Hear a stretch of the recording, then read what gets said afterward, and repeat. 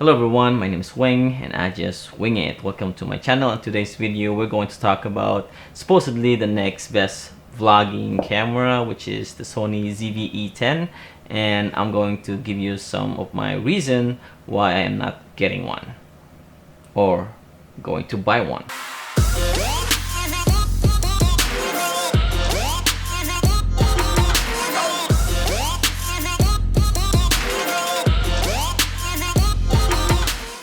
But before we start this video, if you haven't subscribed to my channel is actually consists of some random videos such as vlog, travel videos, short films, and some tech reviews.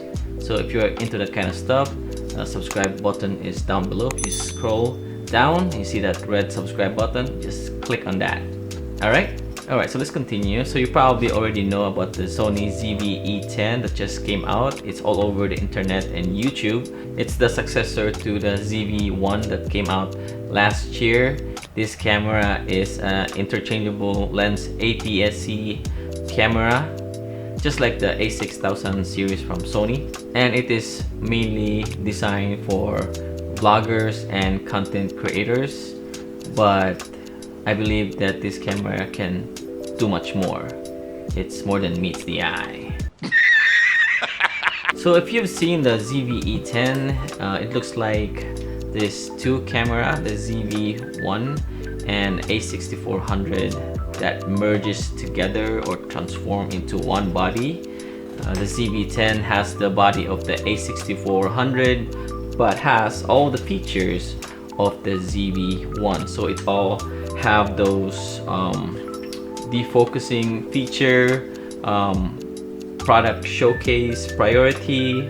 You got the built-in microphone for vlogging. It has that flip out LCD screen and has the zoom in and out trigger and more, like having to use it on live stream video by using USB-C connected to your computer or laptop. I believe that this camera is great to have. It's very tempting when I first saw it over the internet and YouTube reviews. The way I see it and read on papers, it has so much to offer. But I won't get it or buy it because of these reasons. So let's start with reason number one. So reason number one, the ZV E10 is actually have the same body as the A6400. It even takes the same battery, which is the NPF batteries, which is not bad, but it's not great either. So the point is, having no size difference, I have no point of getting the ZV E10. I mean, it's the same body, except that this one has a flip-up screen and the ZV-10 has the flip-out screen. For me, I prefer the flip-up screen because it's easy for me to glance at my framing and then get back to the lens rather than to glance to your right or to the side. But that's just my opinion. So let's move on to reason number two. So the ZV E10, from what I've heard, is not weather sealed. It's not like the A6400. So if you're out there, you're on a hike and the weather is bad, it's rainy, it's misty, and probably dusty. I don't know what weather or harsh condition you are in, but you won't be able to use your ZV E10 for that harsh environment. So you're better off using the A6400 or the A6600, which is weather sealed.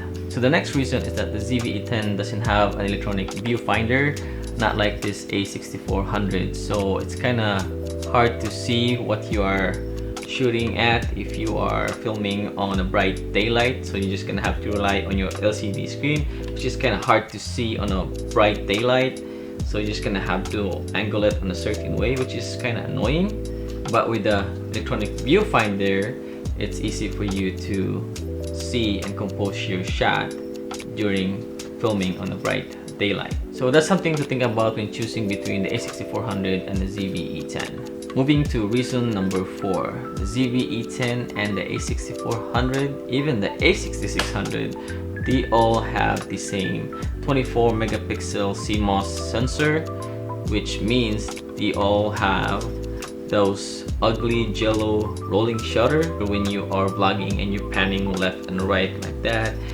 Especially if you have a building on your background or a pose, even a tree, when you pan left and right, you're gonna see that jello rolling shutter on your background, which makes me question why they named the ZV E10 as the next best vlogging camera, which I don't really agree. And this leads me to reason number 5, which is this camera right here. I have the ZV-1. I think this is the best vlogging camera. Why? Because of its size and portability, and it's easy for you to use when you're traveling. It has nice features, can produce a great image quality, and when you're traveling, it's easy to put on your pocket, just like this. Boom, right? I mean, it's nice to have that flexibility to change your lens, to change your focal length and your field of view, and even to have that blurry background to make your videos cinematic. But having to change the lens while vlogging, it can be very inconvenient compared to having just the ZV-1 that you can just pull out from your pocket and start vlogging. And like I said, it produces a nice image and video quality. So I'd rather get this one for me. So that's why I have it. But overall, I think the ZV E10 is a great camera to have. It's affordable and it packs a lot of things. It's just that for me, by owning the A64 and the A6600 already, there's no reason for me to get one. Plus, I already have also the ZV-1, which is my main vlogging camera, by the way. So the question is that who is the ZV E10 camera for? Well, if you don't have or you haven't owned any camera yet and you're thinking to get one, I think the ZV E10 is great for you. I highly recommend the camera. It can do a lot of things based on what I've heard and read over the internet and YouTube reviews. It's everywhere. It's out there. If you want to find out more about the ZV E10, it's all over YouTube. So there you go. But if you're like me who already own the A6400 and the ZV-1 and also doesn't have any more budget to buy a new camera for myself, well, no, that's not true, because I can actually trade this in if I want to, but I won't do that because I've been through a lot with this camera and it has done a great job for me so far. So I'm gonna stick with this and I'll just wait for the new Sony camera like the A7 IV, or maybe upgrade on the A7C and just trade this in. No, I'm not gonna do that. Maybe. So that's it for me. Let me know down below in the comment section what you think about the ZV E10. Are you getting one for yourself or not? Are my reasons valid? So let's talk about it and communicate.